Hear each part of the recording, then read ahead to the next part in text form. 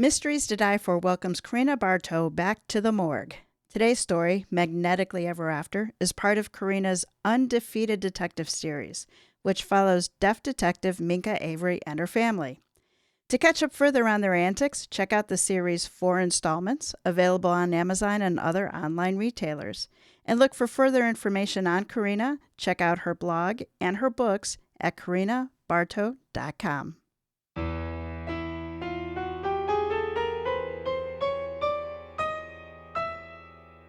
Welcome to Mysteries to Die For. Weren't expecting that, were you? No, I was not. I am TG Wolff, and I am here with Jack, my piano player and producer. This is a podcast where we combine storytelling with original music to put you at the heart of the mystery. All of our stories are structured to challenge you to beat the detective to the solution. Jack and I perform these live, front to back, no breaks, no fakes, no retakes, even with ample begging and tears. In the world's most dangerous working environments, it can seem like everything is out to kill you. The equipment you use, the materials you work with, the very air you breathe. Stored energy is a coiled viper waiting for the right moment to lash out. Owners, manufacturers, contractors, and beyond have developed safety protocols to combat sticky. That is, stuff that can kill you. Gravity, motion, mechanical, electrical, pressure, sound, radiation, biological, chemical, temperature. This season is all about the means of murder, as our authors put our sticky detective skills to the test. This is Season 9, Stuff That Can Kill You. Yes, and before we continue, I want to mention a couple things that I forgot we should mention. What? So, you might have noticed a couple episodes ago, we did an interview with Larry M. Keaton. That's a new thing we're doing, and we didn't decide that until after we recorded the episode that was right before this, which is weird order-wise, but so that's something we're doing, fellas. Isn't that neat? Isn't it neat, guys? It's something we're doing. So I think it's going to be about once a month. We haven't worked out all the logistics yet, but that's going to be fun. It's going to be about once a month. And so Larry was our first ever interviewee. So if you looked at that episode and went, wow, an hour and 40 minutes, that's a part of the reason why. Also, I rambled a lot in that episode.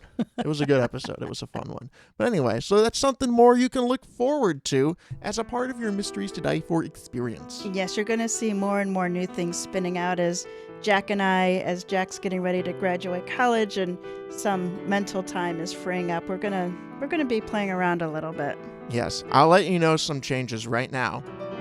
First of all, these currently release on Friday, right? Yes, we release it every Friday. These are now going to be released on Monday. I believe that's the day we picked. I don't know. I don't know yet. But at some point they'll be released on Monday. Why don't we start it with this episode so that it won't confuse people? Well, no, how about we start on the next episode so that they've figured it out already, okay? If they're listening to this episode and being like, it's not Friday, then they'll have figured it out. Okay. So, we are moving into Monday, and this is a big part of the reason is people like to listen to podcasts on their way to work. And during their little off times in the day. And when I give you this podcast on a Friday, you guys then go on your weekend holiday and don't listen to podcasts again until Monday. So we're just going to give it to you on Monday. Do we know what time we're going to give it to them? We're going to give it to you in the morning. I believe, I have to check exactly what time because I want to also, we're on the East Coast. So we're probably 6 a.m. Eastern 6 time. a.m. Eastern? Yes, this way you have it in time for your guys' morning commutes. Okay. And you can listen to it. If you can't finish it on your morning commute, then you can go back on your way home and listen to it on your evening commute. So we're going to give it to you at a time of day that you can just have it right in the morning. The other thing we're going to do is we're going to start adding the authors' names to the names of the episodes. So if you're like, wow, I really love Ed Teja, or you know what, Karina Bartow would have been a great example. Yeah. Seeing as we're going to read her story here in 30 seconds. I was just trying to think of any author off the top of my head, and I was like, how about not the one we're currently about to listen to? If you're like, I want to listen to Karina Bartow, instead of, having to look up, random episodes and trying to find them, you can just look up Karina Bartow, and her name will be in all of the episodes. Does that mean we have homework to do, putting the names back into the old episodes?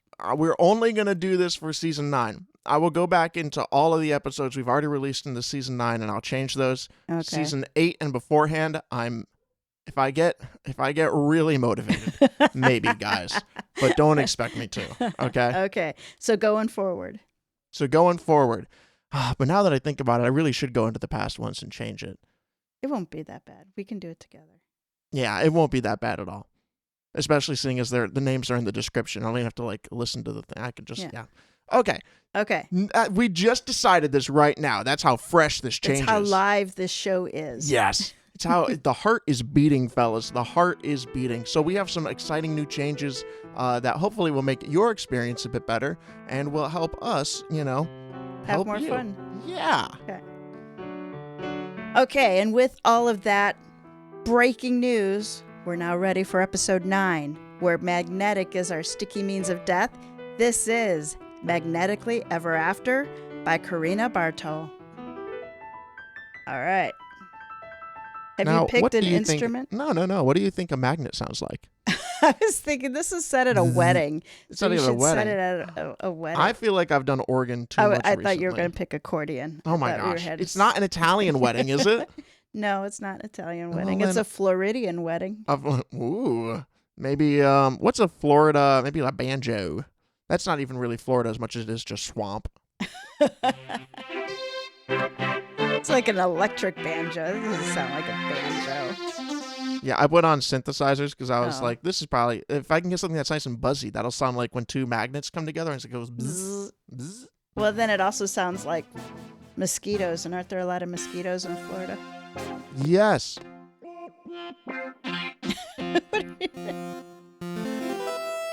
I think that could be hard to listen to for a whole episode. Stop.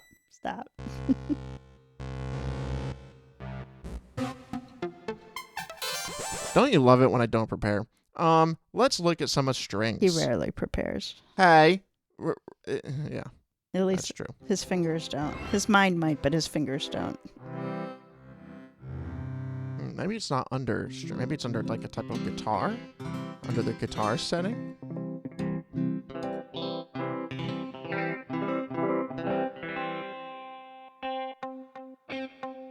You know what? What? You found one? I thought that was going to sustain. It does not.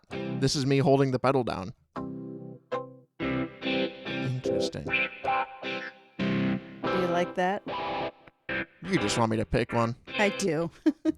Wow. You don't even care about how this is going to affect the entire episode. If I don't spend the proper amount of time right now and get a good one.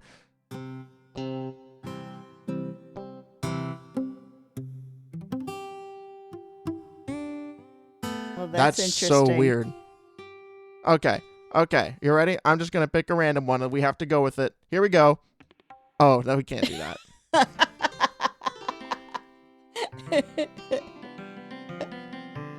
That's pretty. That sounds like it could be at a wedding. It sounds almost like it could be a harp. It does. But it's not. What is it? I don't know. I just changed it again. It's a synthesizer, so. Yes. Sounds like a woodwind.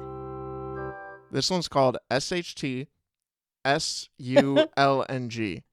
So a shit sultan. I don't know. The sultans we're just gonna of the go sewers. with that one.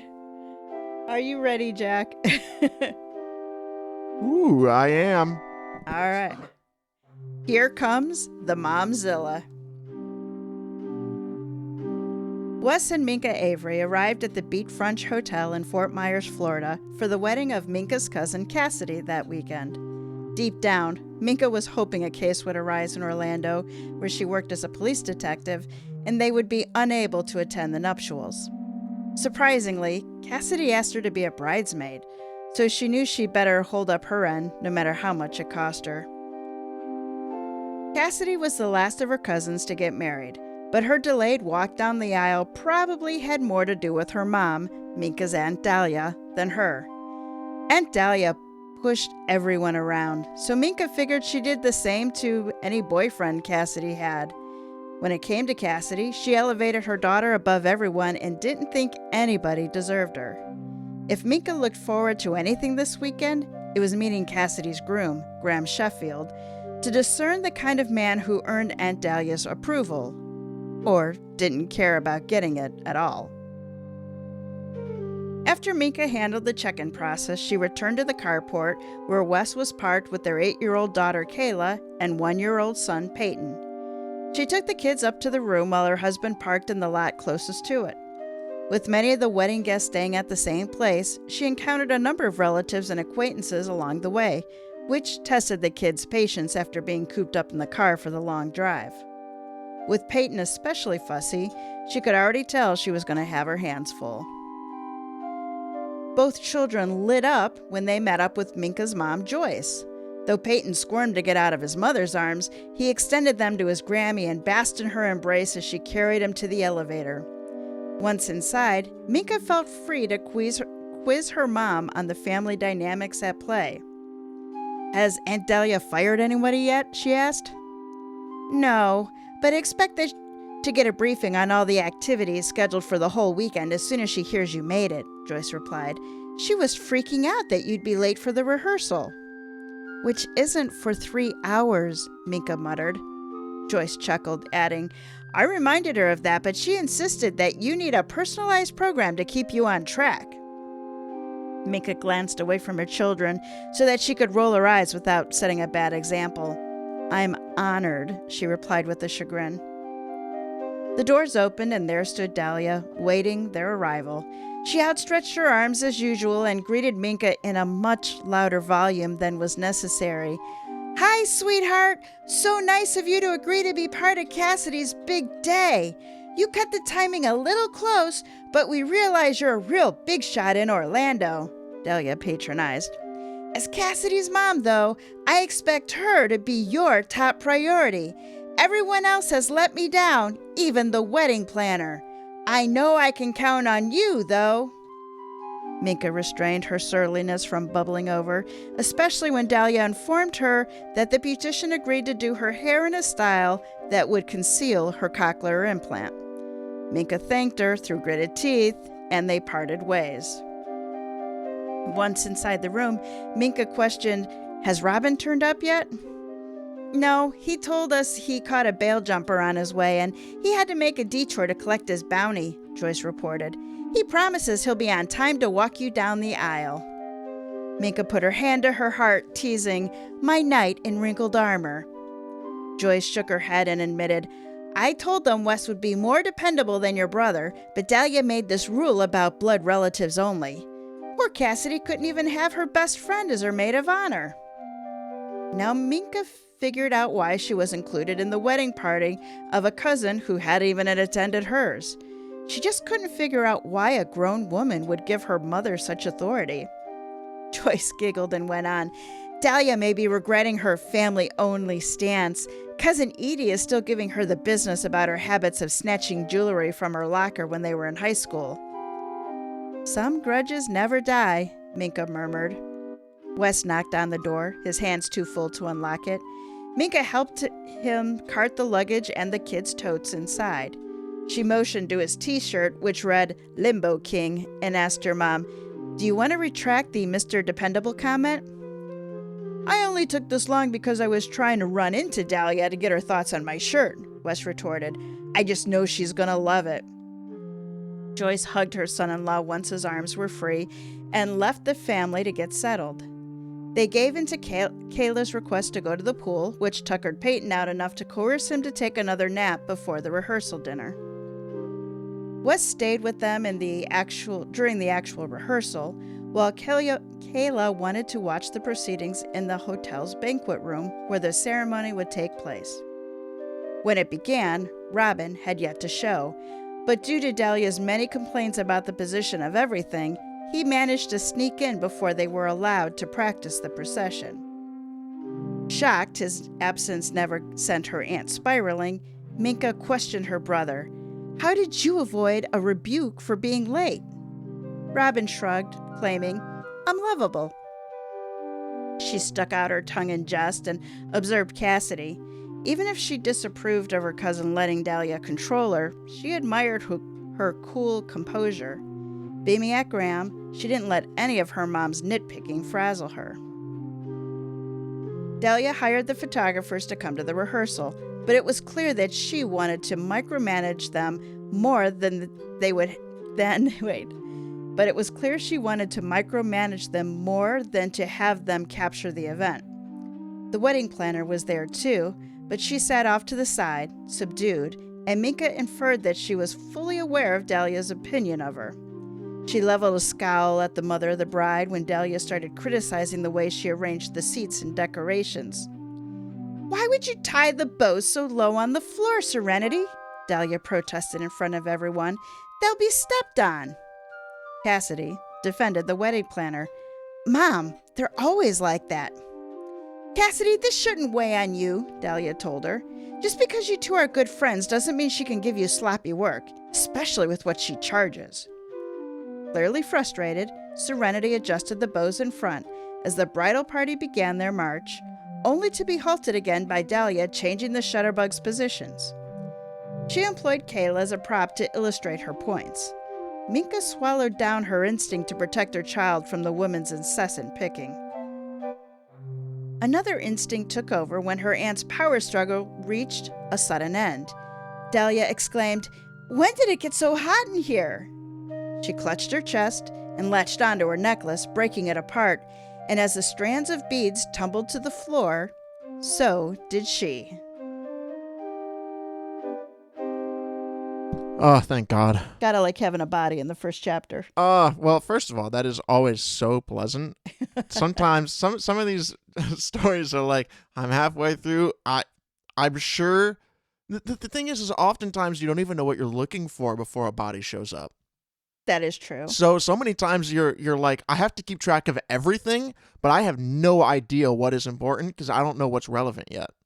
That is a very good point. But we've had some very good stories where the body came very, very late. Oh, yes. They die right before the deliberation. And you're like, I know I've been told something, but God, I don't know what. But Dahlia clearly was a momzilla, and I'm sure that there are very few people in the audience who are really feeling bad about this right now. Well, I'm sure enough people are like, oh, no, the bride's mom just died at her wedding.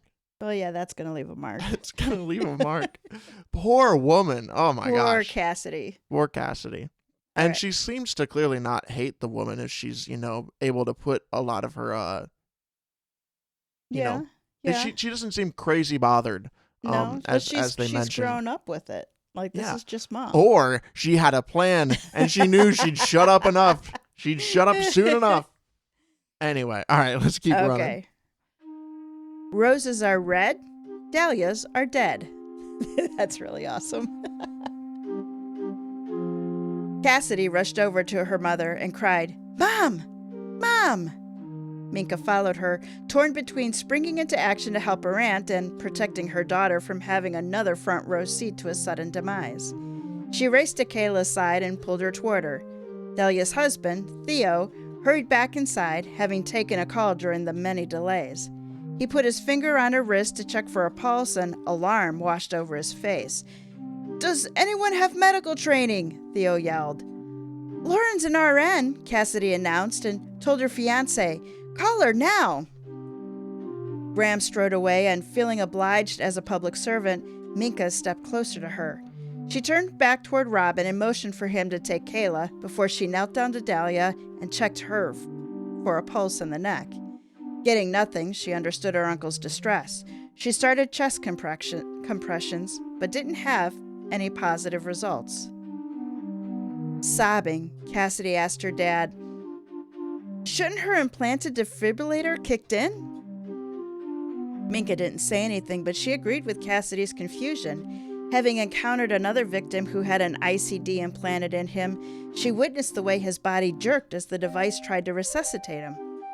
She didn't notice how long it took for the device to take effect, but she thought it would have started up by now if it was properly functioning. A brunette around Cassidy's age barreled into the room, wearing a stethoscope around her neck and carrying a medical bag. Minka surmised it was Laurel, though she hadn't met the guest before. She backed out of the way to give her space to work, and Laurel attempted to take Dahlia's vitals. When she failed to get a pulse or a heartbeat, she continued CPR. When did she put the stethoscope around her neck? Someone's having a heart attack. Hold on, let me put it on. What? It was sitting right next to her bag. She just grabbed it and put it on her neck. Why isn't it in her Stop bag? being judgy. Wait. Why wasn't it in her bag? Sorry, sometimes I just need to pick apart things that don't need picked apart in any capacity. Sorry, continue. Why isn't the ICD working? Cassidy inquired. Well, how long has she had it? Laurel replied. Since her heart attack last year, Uncle Theo informed her. Her doctor just checked it last month and said it was in great condition. Laurel didn't give any more responses as she devoted her efforts to reviving Dahlia. With somebody having called 911, paramedics rushed in and switched places with Laurel. They even shocked her with a defibrillator after learning the ICD hadn't activated. They didn't have success. Laurel frowned at Cassidy and her family, shaking her head. Cassidy buried her face into Theo's chest and wailed. Graham stroked the back of her head. As the medics loaded Dahlia onto their gurney, Minka wandered back to Kayla and Robin, wishing her little girl hadn't tagged along. She could only hug her and prepare to go back to the room, clueless about what the rest of the weekend would hold. Too distraught, neither Cassidy nor Theo asked again about the defibrillator's ineffectiveness. With Laurel nearby, Minka whispered, "I'm Minka, Cassidy's cousin. What could have made an ICD fail?" "I'm Laurel, Cassidy's sorority sister. A variety of things could have interacted with it," Laura told her. "Magnets could be a major culprit given how people disable them when somebody dies." Magnets! They have to run a magnet over the person's chest so it doesn't keep from jolting them. Aside from that, phones can adversely react with them, along with other electronics. That's rare, though. Minka's eyes scoured for anything in close proximity to Dahlia that could have had a magnet, but she spotted nothing. A green velvet pouch laid a few feet away from her, but it was flat, no doubt empty. Before Kayla rose to depart the venue, she pointed to the area where Dahlia collapsed and instructed her mom, "Look at the beads that fell off Aunt Dahlia's necklace. Magnets! Some of them are stuck together instead of scattering everywhere." Magnet. At first, Minka figured that something of the string had anchored the turquoise beads simply remained intact. With the motion of magnets being to blame for the ICD's dysfunction, she strode over to better examine it. Taking a tissue out of the box beside the podium, she rolled a couple of the lone ones close to each other and, sure enough, they drew together like magnets. Minka didn't realize Kayla trailed her until she knelt down beside her and stated, "My teacher has marbles like that. They have magnets inside and they snap together." She didn't disturb them further, but picked up the velvet pouch nearby to examine it. As she anticipated, it was empty. Since Laurel had been around that spot when she was trying to revive Dahlia, she strolled over and asked if it had fallen from her medical bag. Laurel thanked her for retrieving it and put it away. Minka resolved to stay around long enough to talk to the police officers that should arrive any moment. Meanwhile, her cousin and uncle remained clueless to her and Kayla's discovery. She padded to their side, obliged to offer condolences. Cassidy was spiraling with remorse. "She was so stressed about everything," Cassidy choked out the words, "and it's all my fault. I could have prevented this." "Your mother was delighted to see you get married," Theo assured his daughter. "You shouldn't blame yourself." "But Daddy, I've done something awful," Cassidy protested. Then her gaze locked with Graham's and she declared, "We have to tell them." Tell them what? The not-so-newlyweds. Oh my lord. Cassidy leaned into Graham and tearfully made her announcement. "We're already married.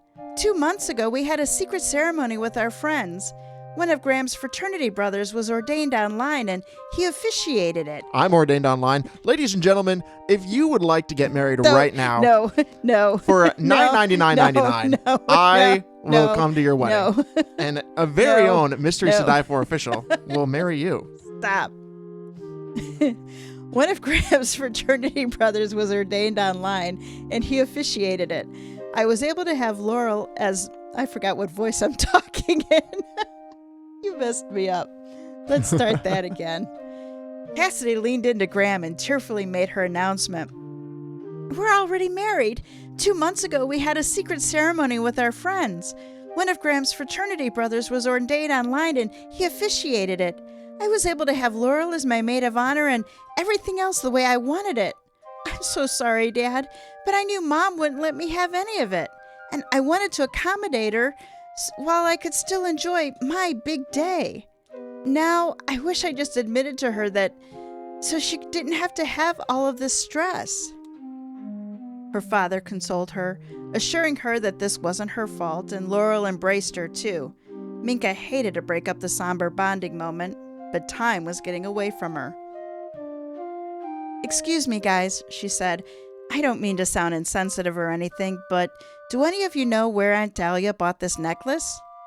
Theo frowned, and Cassidy told her, No, I've never seen her wear that before. I figured she bought it to wear with her new suit. Minka continued, My reason for asking is that the beads are magnetic, which would have interfered with her ICD. She was always so careful about that, Theo related. We removed all the magnets from our fridge just to be safe. She wouldn't have bought that if she knew it had them in it. Why would they even sell such a thing? Cassidy questioned.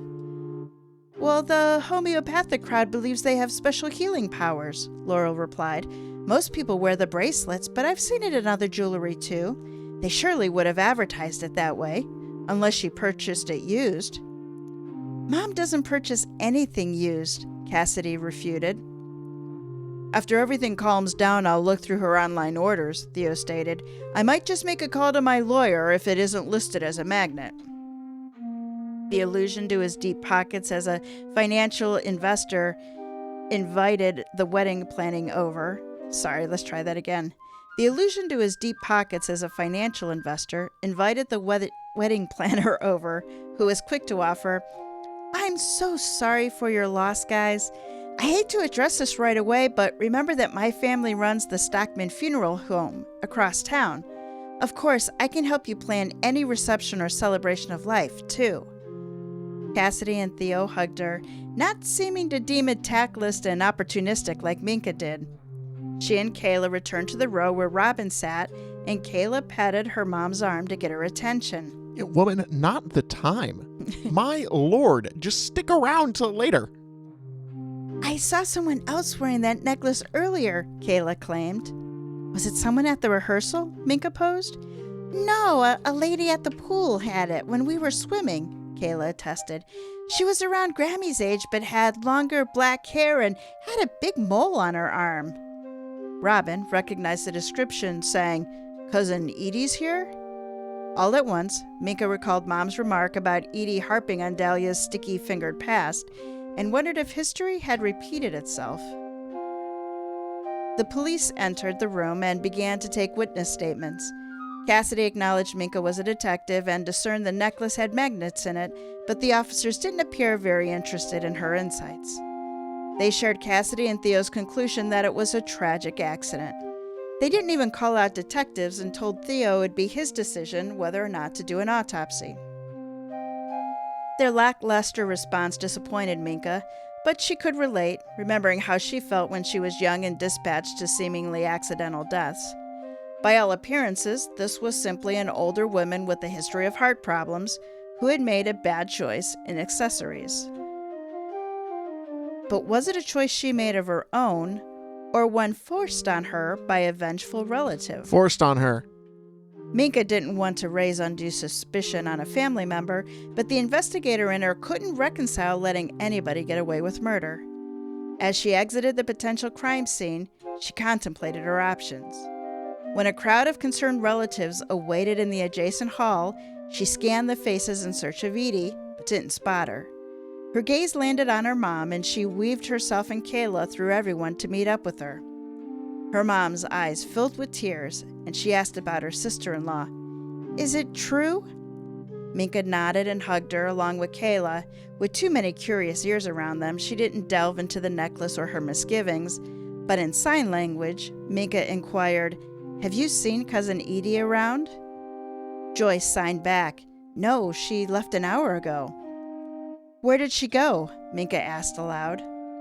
Before Joyce could answer, their attention was diverted to an alcove where Cassidy and Graham were in a heated discussion. The lovebirds had suddenly turned into an old married couple squabbling in public. "How could you do that?" Cassidy demanded of her husband. "She just walked in on Colby and me talking about our real wedding," Graham defended himself. "That woman had no boundaries, and that's why we had to exclude her from what we really wanted to do. I told her that, too." "That woman was my mother," Cassidy argued. "Your little slip may have been what triggered her heart to give out." "Maybe it did," he agreed. "And maybe you can finally be your own woman now." "Let's take the maybe out of this," Cassidy countered. "Are you glad my mother is dead?" Graham didn't respond. "In that case, I will be my own woman, and that will be without you." Cassidy shoved him away and bolted up the stairs.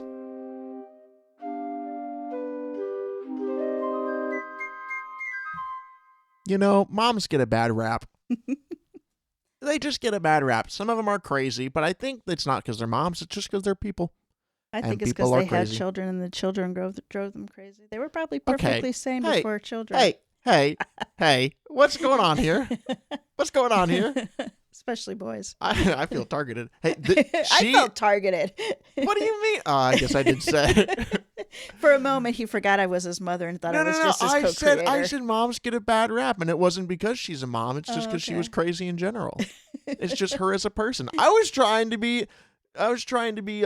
I don't know. I don't know. All right. You're trying to defend Dahlia for being the momzilla that she was. No, I was trying to defend moms for her being a crazy one. Okay. That it's just because she's crazy. And that's why I said moms get a bad rap. Okay. Yep. See, I'm pro mom. Yeah. Okay. I'll put that on my campaign running list thing. I'm pro mom. I'm pro happiness. I'm pro America. I'm pro joy. Let's just be joyous. Yes. Joy to everyone. How can we be joyous, pro joy, when we have an entire podcast that's surrounded about who killed someone? It's not about who killed someone. It's about solving it and holding them accountable. Sure. You know how many stories we have where A, no one did it. B, we know who did it, and we're like, but they get to go free because they did a good thing in killing them. There's at least 6. 6 over 9 seasons. Yeah, but still 6. Who's counting the other direction? I don't know.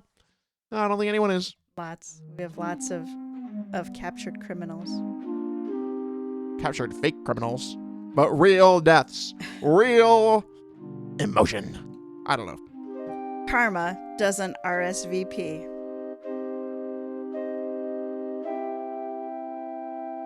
Laurel followed her best friend to support her and the rest of the family as friends. Laurel followed her best friend to support her, and the rest of the family and friends milled around, confounded by the whole predicament. One of Graham's buddies suggested they go to a bar to escape the drama. Minka and Kayla stayed in place with Joyce and Robin, free to speak without fear of anybody caring. "Do you know when Edie will be back?" Minka returned to her curiosity. "Oh, I doubt she'll be back," Joyce explained. When Dahlia was reviewing the seating chart before rehearsal, she realized Edie had never sent in her RSVP. Dahlia didn't reserve a seat for her or a meal, so she refused to make room for her. Edie swore she sent it in and accused Dahlia of making up the excuse so she wouldn't have to accommodate her. "If that were true, why even invite her?" Minka questioned. "Don't you remember how many people we invited to yours just because we didn't want to step on any toes?" Joyce told her. "Including Aunt Dahlia," Minka muttered. Joyce grinned, asking, why do you want to see Edie?" "Because I saw her wearing the necklace we think killed Aunt Dahlia." Kayla didn't mince words. "What?" Joyce cried. Minka divulged their theory about the necklace having magnets in it, which affected Dahlia's ICD, adding, "Since you mentioned their beef about Dahlia swiping her jewelry, I wondered if Dahlia wanted to needle her some more by snatching it, or Edie could have planted it in hopes she'd be compelled to take it." I don't know if either of them is that juvenile, Joyce said, but tipped her head with uncertainty. Minka started to scroll through the pictures on her phone. She located one of herself posing with Edie and displayed it to Minka and Kayla. Joyce started to scroll through the pictures on her phone. She located one of herself posing with Edie and displayed it to Minka and Kayla. Sure enough, the beads were around her neck matched those on Dahlia's. I told you, Kayla gloated. Even if Edie did stoop to that level, it doesn't mean she intended to kill her, Joyce pointed out. I wouldn't have known anything about the magnets or their effect on the ICD. Well, that's true, Minka acknowledged, but I wish we could find her and talk to her. If only we knew somebody who tracks down people for a living. Their piercing stares swiveled to Robin, who shrugged and remarked, There's no bounty on her. Can you put a monetary amount on a mother's gratitude and affection? Joyce appealed. Can you? Robin retorted. When his sister elbowed him, he continued, Seriously, she's been gone long enough that we can't determine whether she's in town or headed in any direction. She lives out of state, doesn't she? Joyce nodded, admitting, She flew in from Denver. See, he replied, she could already be at the airport. I don't think so, Joyce disputed. She was talking about how much she enjoyed the chance to get out of the cold weather. She won't hightail it home, especially on Dahlia's account. Let me reach out to her and I'll offer to meet up with her. The four started back to their rooms, retreating to the elevator. As the doors opened, some more of Joyce's extended relatives exited the lift and peppered Joyce with questions the instant they saw her. Minka didn't recognize any of them, unacquainted with that branch of the family, but she beheld something else familiar, and Kayla's tug on her sleeve signaled that she noticed it too. Minka winked at her daughter to share the understanding with her, but she waited to address it with Fiona, her mom's cousin by marriage. Once there was a break in conversation, she inquired, Where did you get that lovely necklace? Evidently, Joyce didn't spot the identical match to the piece donned by Dahlia and Edie until then. Her wide eyes shifted over to Minka, who remained nonchalant. It's new. Isn't it pretty? Fiona reported with a smile. She added, Edie is selling them. They have magnets inside and are supposed to help your pain and boost your energy. I bought it this morning and I already feel a difference in my arthritis. They complimented it, trying not to let on how the statement impacted the possible scenarios that led to Dahlia's death. Thankfully, no one else joined them in the elevator, allowing them to speculate in privacy. Joyce spoke up first. I don't know if this gets Edie off the hook or incriminates her even more. Well, it certainly widens the suspect pool, Minka reasoned. Unless Aunt Dahlia bought hers off of Edie, Robin offered. Minka shook her head, reminding him, No, Uncle Theo said she's very careful about having magnets around. She wouldn't have bought it, so long as Edie was forthcoming about them. Minka leveled a pointed look at her mom, prompting Joyce to resolve, I really need to get a hold of her.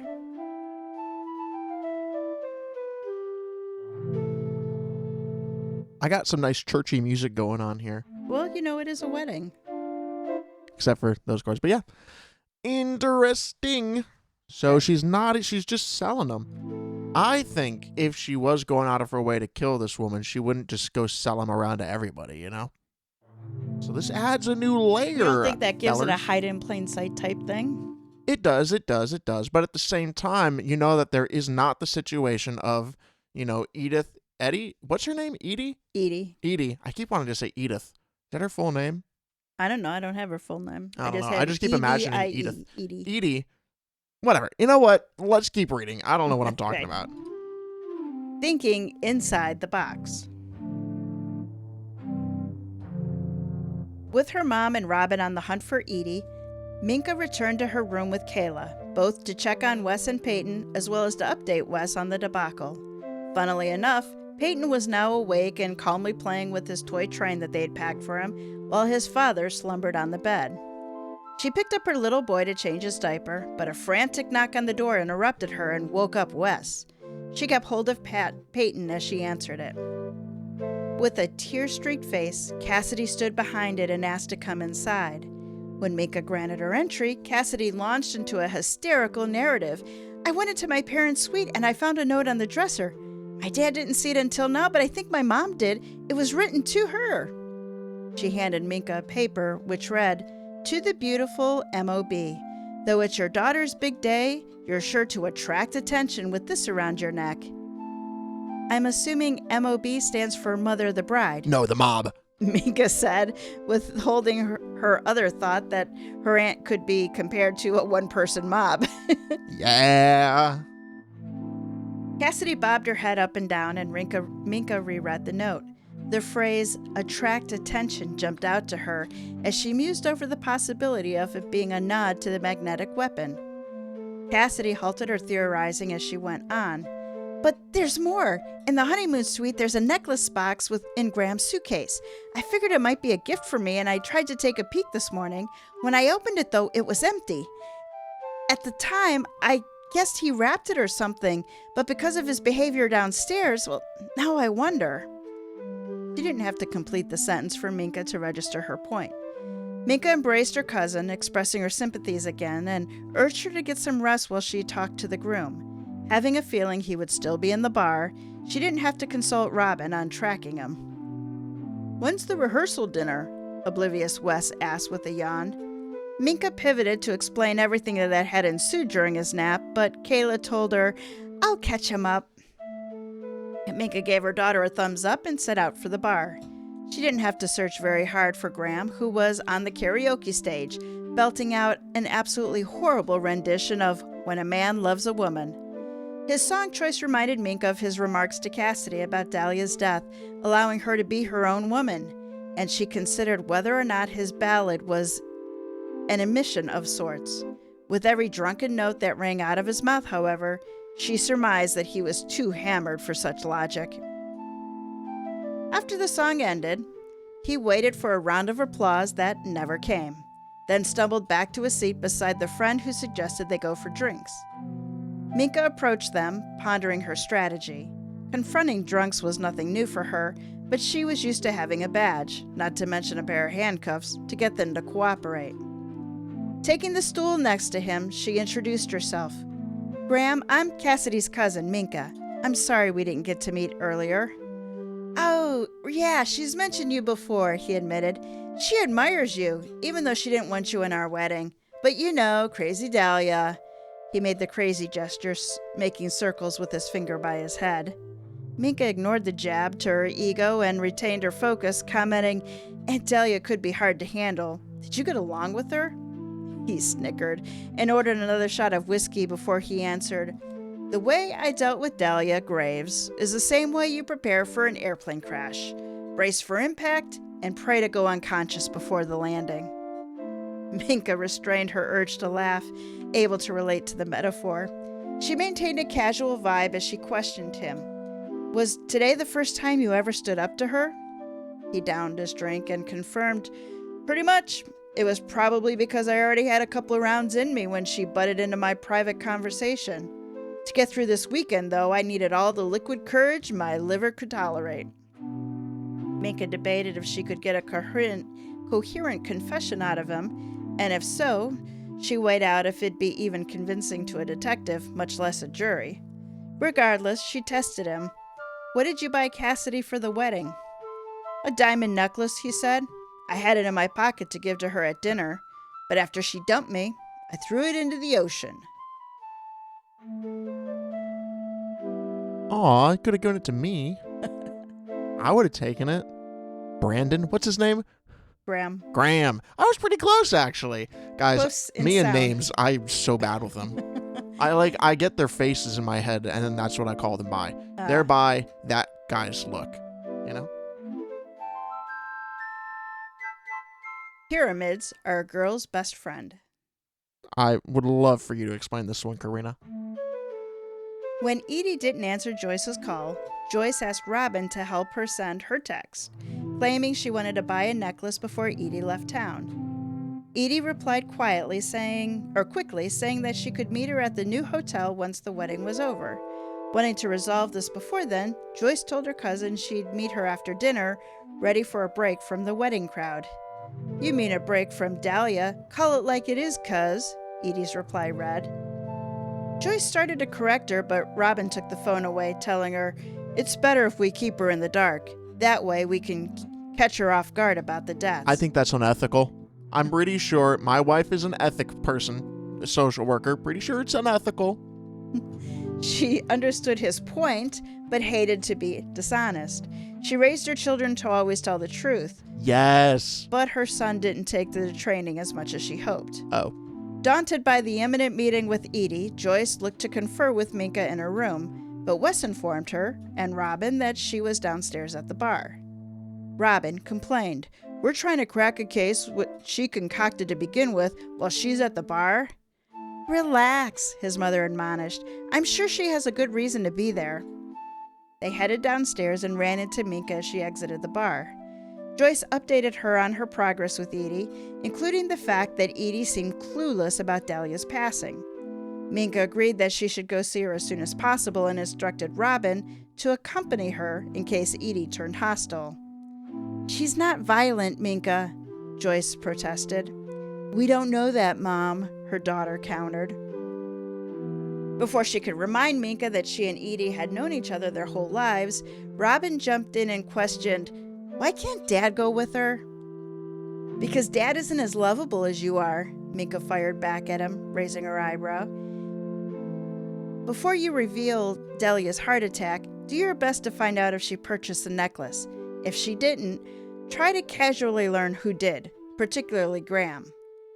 "Why can't you just go?" Robin whined. Minka sighed, relating, "I have to go to the beach. It's a long story." "Oh, I bet it is," Robin protested accusingly. "First the bar, then the beach."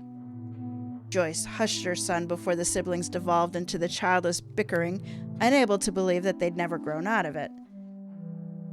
Then again, neither had Edie and Dahlia, and they're almost double her children's age. They took Robin's truck to the hotel Edie booked, and Joyce ignored the mess in the cab during the drive, having tried to make him tidier far too many times without results. Edie agreed to meet them on the patio behind the building, as she was having a nightcap.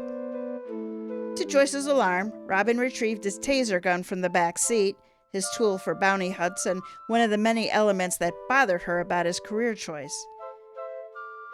She grabbed it from him, rebuking him, "We do not electrocute family." He disputed, "But if she killed Aunt Dahlia, look what she's willing to do to hers." Joyce stuffed it in her purse to keep it out of his clutches. She led the way to the patio, and despite the darkness, she located her cousin in a rocking chair halfway down a row of seats. Edie waved with innocence. "I'm sorry I didn't get to show you my merchandise before." Edie didn't waste time beginning her sales pitch. "I was just about to tell you about it when Dahlia hit me with this RSVP nonsense." Joyce skirted over her sister-in-law's name for now. "No worries, I just noticed all of the pretty necklaces everywhere, and I wanted one of my own. I hear they're more than bling, too." The comment elated Edie, triggering her spiel about health benefits. She presented her stash, having bracelets as well as necklaces in a variety of colors. Joyce remained patient as she rambled about each one. When she proceeded with her attempts to recruit her into a pyramid scheme of selling them and referring her to others, Joyce observed Robin frantically tapping his foot up and down in irritation. To speed things up, Joyce examined the turquoise necklace like the one Dahlia wore, praising its beauty. "This one keeps catching my eye. Didn't I see Dahlia with one like this?" Edie shook her head, stating, "She better not be. The magnets can interfere with her ICD. That's why I never pitched anything to her. Plus, I figured she'd get angry if she knew I was hawking products at her precious daughter's wedding." Joyce accepted the denial, but Robin glared at her not to leave it there. She could imagine Minka zeroing in on the proof that she was aware of the threat to Dahlia's well-being. She hated being so skeptical of her own family, but realized she needed all the facts to clear Edie's name. So she continued, "I'm pretty sure I saw her wearing it, unless it was an identical style from somewhere else. Is there any chance someone bought it for her? Edie giggled, replying, "That would imply that somebody liked her, and we both know how ridiculous that notion is. I overheard her in an argument with the woman in the room next to mine, and I'm sure that wasn't the first sparring match she held. The only one I could see buying her a gift is Theo, but I didn't approach him since she couldn't have one." "Did Graham the groom buy anything for Cassidy?" Joyce asked, like Minka directed, adding, "That would be a pretty wedding present and hopefully delay the in sickness part of the vows." "Well, he actually did buy a necklace," Edie replied, "but I think he said he was going to give it to his mom." "Was it turquoise?" Joyce posed. "I sold enough that I don't remember," Edie said. "I spotted one on Fiona," Joyce told her, attempting to jog her memory. "Who else?" Edie shrugged with indifference, remarking, "A couple of other young women, I don't know. Why does it matter? All I care now is if you're going to buy one." On the spot, Joyce was tongue-tied, so Robin bluntly responded, "Well, it matters because a turquoise necklace somehow ended up on Aunt Dahlia and she croaked, probably because it disabled her ICD.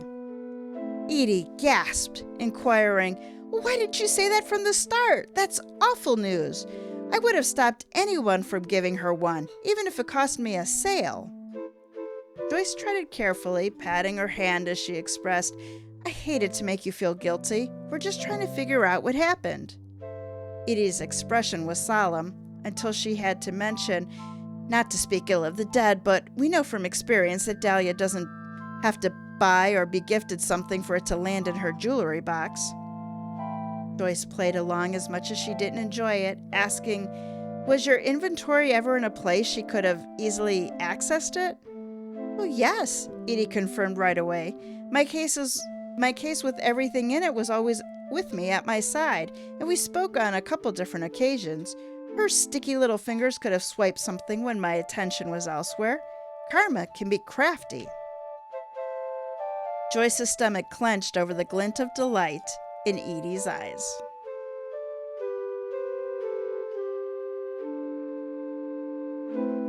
I keep picturing like big chunky ball jewelry. Oh, I thought you were describing Edie for a second. Big chunky bald. Oh, I was not imagining Edie as that. No, but I guess, I think of those toys, those magnet toys, which kind of look like ball bearings, like bigger than marbles. I just keep imagining rocks, just straight up rocks. But no, You're they're like just painted imagining turquoise. Mine are polished. Mine are polished and round and Yeah, roll. no, you're right. I do keep imagining yours, actually. Once she described it as being turquoise, I was just imagining that she's just wearing like black balls around her neck, like black ball bearings.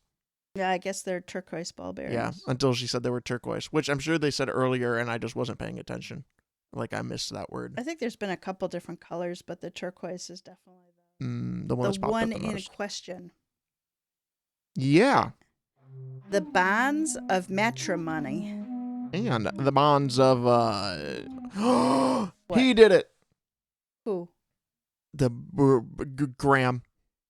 Graham, the husband? Yep, he did it. Why do you? Okay. Bonds of matrimony and well, the magnets don't bond together, but they attract. Yeah, they attract. So he did it. I don't know why I'm determining it's him based off chapter titles.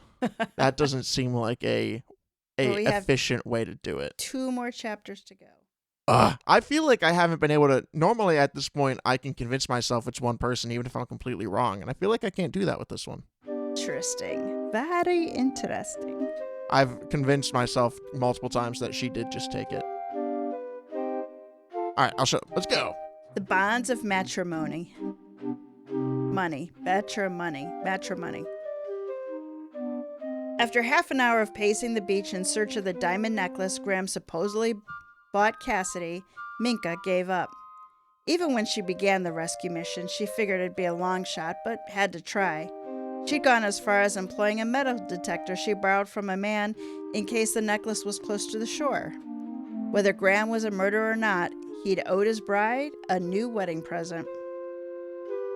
Minka opted to circle back to Cassidy before returning to her family, though she had no idea what to pass on. Even if Graham had a necklace for her, it didn't mean the box she saw held it instead of one for Dahlia. Minka also couldn't claim he loved Aunt Dahlia, having been a witness to his hostility. Nonetheless, she couldn't name him as a killer either, unlike Jack. She didn't know where to Karina look for didn't her write cousin. She didn't look for her cousin, since she doubted Cassidy would seek refuge in the honeymoon suite where Graham would crash once he finished his drinking. Given Cassidy mentioned being in her parents' room earlier, Minka asked the concierge for Theo's room number and began her quest there. She knocked on the door, and her distraught uncle answered it. Though she simply wanted to talk to Cassidy, her conscience prodded her to show him concern, with him overlooked in the ruckus. "How are you holding up, Uncle Theo?" Minka asked. He shrugged and stepped aside to permit her entrance. He mumbled, "Not well. Cassidy told you about the note?" Uncertain of how much his daughter confided in him about her suspicions of her groom, Minka kept her reply short. "She did. I wanted to talk a little bit more about it." "She's in room 508 with her girlfriends," he shared, but he didn't seem to want Minka to leave immediately. Sitting on the bed, he had paperwork spread in front of him, and he said, "I gave Dahlia and Cassidy an unlimited budget for this weekend, and now my wife is dead and my daughter wants to annul her marriage that I didn't know happened until 2 hours ago." "You were dealt a pretty rotten hand," Minka acknowledged. "Dahlia was still so hyped up about this bill from the wedding planner," he told Minka. "She doesn't typically throw such a fit about money, and I assured her that she didn't need to worry about it. I'm afraid her stress over it contributed to the incident, but I'll never admit that to Cassidy. I'm too tired to dig in to understand what the problem was. Maybe I'll just forward it to my accountant." Always on guard about how money and murder accompanied each other, Minka suggested, "Why don't I scour through it and get back to you? I promise not to divulge any details." Theo accepted the offer and handed everything over. On her way to the room Cassidy was using, she skimmed over the paperwork. While the cost tallied up to more than Minka made in a year, she checked the math and found no discrepancies. Turning a page, however, she determined Dahlia took a quote from a hotel for the banquet room they booked for the ceremony and reception. The amount they proposed was nearly half of what the wedding planner, Serenity Chambers, had charged them. She supposed the wedding planner included her consultant fee in her price, but another look at the bill on top had a separate line item for the exorbitant fee. Flipping through the rest of the papers, she discovered her aunt had done similarly with the caterer, baker, and photographers. All of them provided quotes well below what Serenity gouged out of the family. Who's Serenity? Has turned into a tragedy. She could use our help to catch Aunt Dahlia's killer, give her family some closure, and hopefully keep Cassidy and Graham together. Yes. Here are the suspects in the order we met them. Okay. Graham, the drunk, already married groom. Serenity, the college bestie doubling as wedding planner. Laurel, the college bestie and RN. And Edie, the cousin selling magnetic bling. Yeah. All right. So here are the clues that Minka's working with. Okay. During the wedding rehearsal, Aunt Dahlia was her usual overbearing self until she had a heart attack. Her implantable cardioverter defibrillator, an ICD, failed to function and Dahlia died. ICDs can be, quote, turned off by magnets. Dahlia was wearing a new necklace found to be one of Edie's magnet jewelry. Dahlia did not buy it for herself. Correct. Edie knew that magnets in the necklace could interfere with ICDs and claimed she didn't try to sell one to Dahlia because of it. She knew magnets interfered with ICDs. Yes. I don't think Edith did it. Edith? Why do I keep Edie. saying Edith? Edie sold several necklaces to wedding attendees. Not of all who which she remembers. A velvet pouch was found near the body. Laurel accepted it and put it in her nursing bag, but did not put anything in it. It was later recognized that the bag was the same as Edie used for the necklaces. But Laurel picked it up? Well, Minka picked it up, handed it to Laurel. Laurel just said thank you and put it in her bag. Why did she say thank you? That is a good question. Interesting. Maybe I'm overthinking that. But why would she be like, okay, cool, thanks? Weird. A note was found on Dahlia's dresser for the necklace for the mother of the bride. The abbreviation MOB was used, which is a common wedding term and eliminated the need for identifying words. There was no bag or box with the note. Like nobody wrote Aunt Dahlia. Yeah. A necklace box was found in Graham's suitcase. He claims it was for a diamond necklace he bought for Cassidy, but threw it away when she rejected him. Minka did not find the necklace, but she wasn't expecting to. Okay. Edie heard Dahlia shouting at someone in the next room, probably Laurel or Serenity. Yeah, I think those two are the ones who did it. Dahlia overheard Graham tell his friend about the real wedding 2 months prior. When confronted, Graham told Dahlia what he thought of her. Yeah, I don't think he did it. I think he just really does not like her. Dahlia had statements from the wedding showing Serenity double-charged them plus added her fee. Theo said that money wasn't an issue. Clearly. So who is Minka drawn to as Dahlia's killer? All right, so here's the thing about Serenity is that I don't know that she's a killer, but she's definitely a bad person. You know? So Okay. Laurel is interesting because unless she is also profiting off of what Serenity's doing, I can't see much motivation for her to do this, right? Not unless she's just like, you've been a bitch to my best friend for the last time. I guess, but at the same time, it's backfired heavily. You know, Yeah. her best friend is no longer getting married. Well, her best friend's already married. Oh, sorry, her best friend's now getting divorced, annulled. Possibly. Yeah.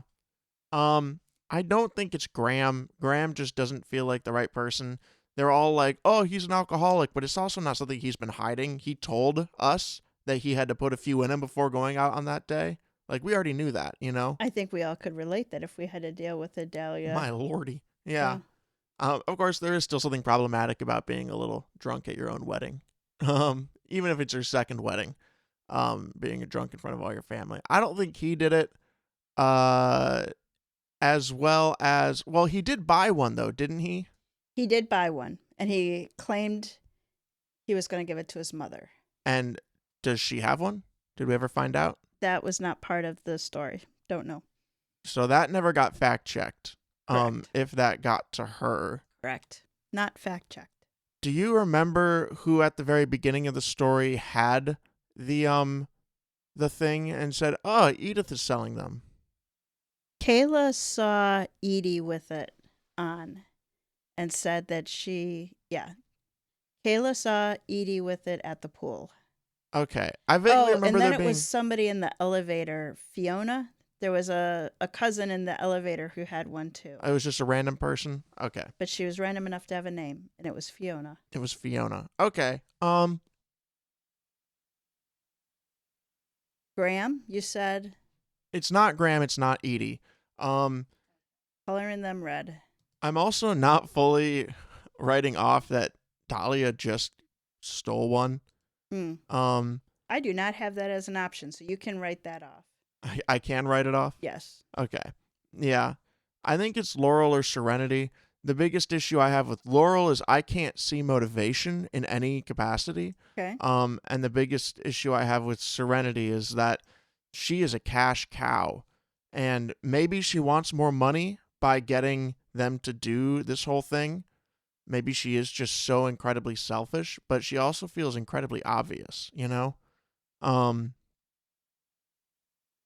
And while, I mean, I'm trying to find a clue that discernibly says it has to be one specific person.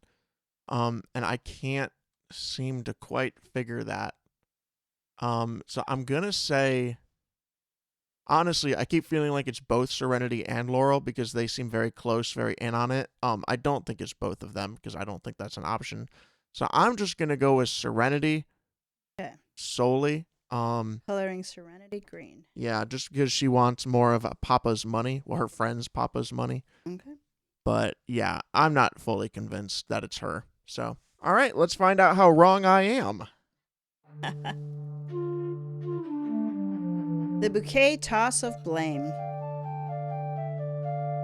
Though she remembered Laurel taking the pouch and putting it inside of her medical bag, Minka found her demeanor odd even in the moment.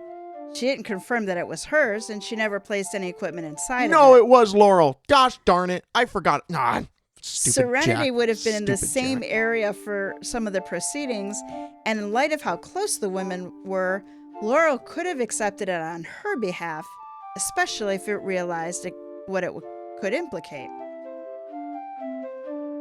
Minka analyzed the note from Dahlia's room again, her eyes centered on the acronym MOB. She gathered whoever penned it used the moniker to be less personal than calling her by name to further disguise his or her identity.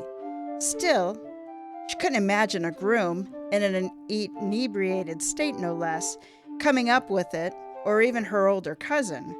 The more she pondered it, she vaguely recalled hearing the term once before, in a movie about a wedding planner. With it handwritten, she compared it to the invoice from the wedding planner. Serenity added a couple notations in the margins, and her letters had similar shapes to those on the note to Dahlia. No handwriting expert, Minka had more hesitation on that than she did on another detail, with the paper used on both documents having the same watermark. She visited the wedding planner's website and explored it a bit. She toggled down to the link to reviews on the third-party website and tapped on it, accessing the most recent ones. Hours before her death, Dahlia posted her claims, which prompted others to come forward in rapid succession. They made similar allegations of price gouging, with several, including Dahlia, threatening to take legal action. Not obligated to ask for a warrant, Minka marched back to the ladies' suite. En route, she met Robin and her mom in the hallway, and they insisted on going with her, giving she was unarmed and without backup. Not wanting her mom to get hurt, she instructed them to stay outside the room and call for help if anything went awry. When they arrived at the 5th floor, she knocked on the door and wondered who would answer. Cassidy opened it, but appeared disappointed. She confirmed as much, admitting, "I thought you might be Graham." "Well, I have good news about him," Minka replied. "Graham didn't kill your mom, but the person who did is closer than you think."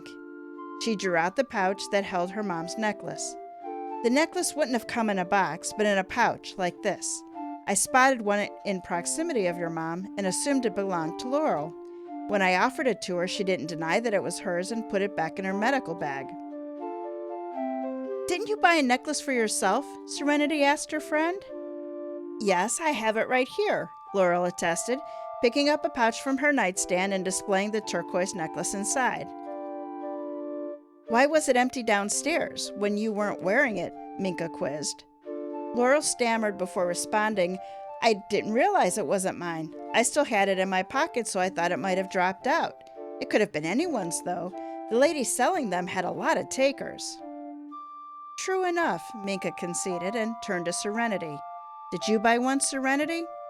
"No, I've been too busy to shop," she claimed. "But you certainly could have afforded it," Minka countered. "According to Dahlia's research, you marked up every element of this wedding. She confronted you over it, even giving you a bad review, and you snapped."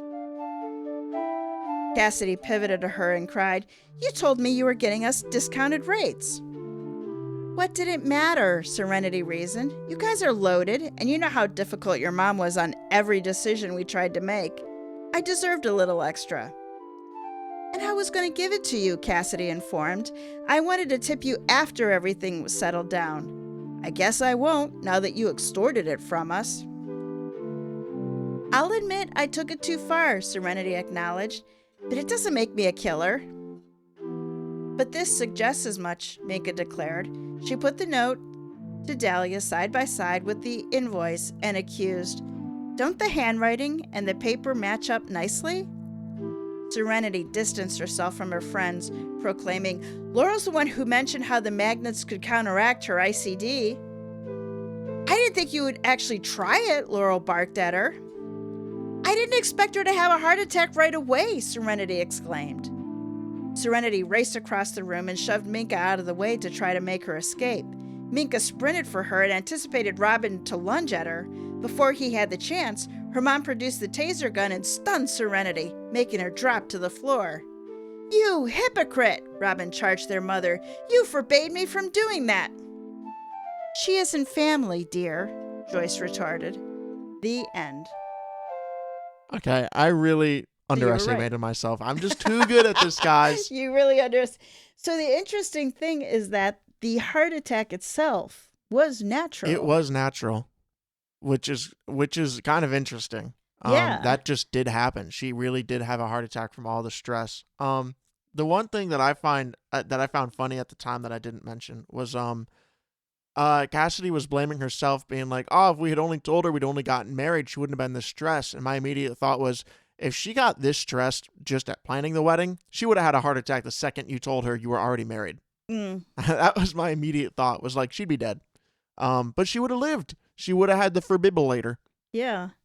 No, and the other thing, I think that if I had remembered, I wouldn't have at all said anything. I would have definitely just gone 100%, definitely Serenity, was that it was Laurel, right, who said in the first place magnets could do that? Yes. Yeah, if I had remembered that, I would not have assumed she would have done that. So you would have used that as a reason why Laurel did not why do would it? you why would you tell everybody that, and suggest that, like, because you know that the necklace is magnets, which means everyone's now going, "Oh, are there magnets nearby?" And if you had done that, you wouldn't have, or if you had put the magnets on her, then you wouldn't have suggested it was magnets.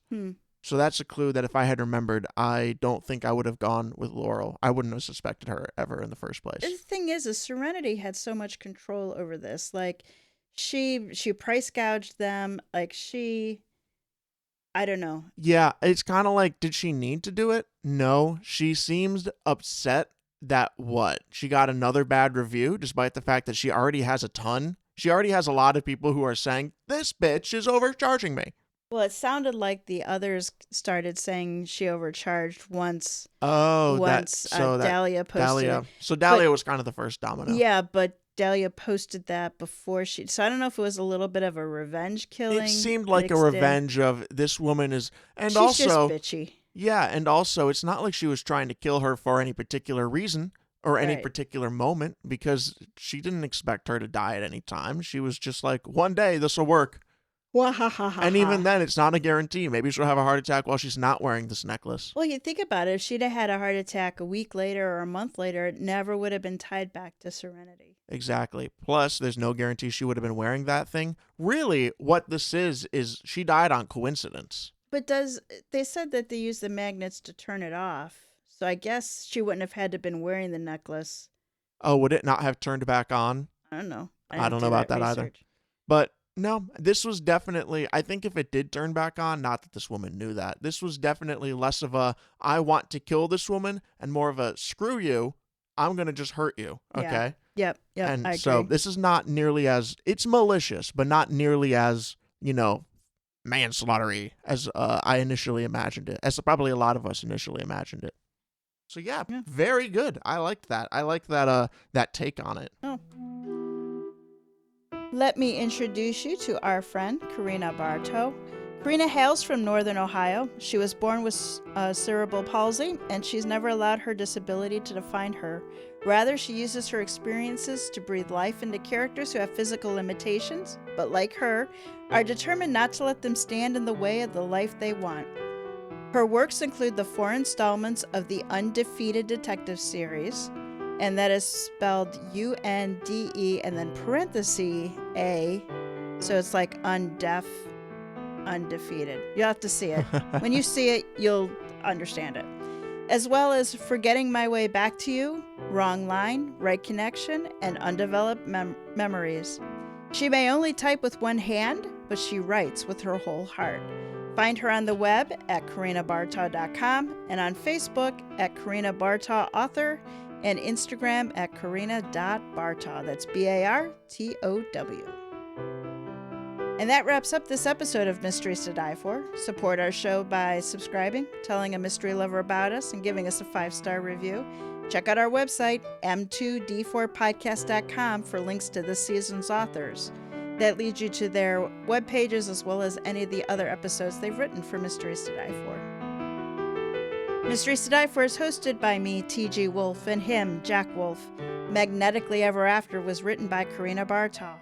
Music and production are by Jack Wolff. Episode art is by TG Wolff. Join us next week for a toe tag, which you all know was the first chapter from a fresh release in the mystery crime or thriller genre. And then come back in 2 weeks for our next original story, where mechanical is our sticky means of murder. It's Finally Ground Karma by Jason Little. All right, Jack, take us out.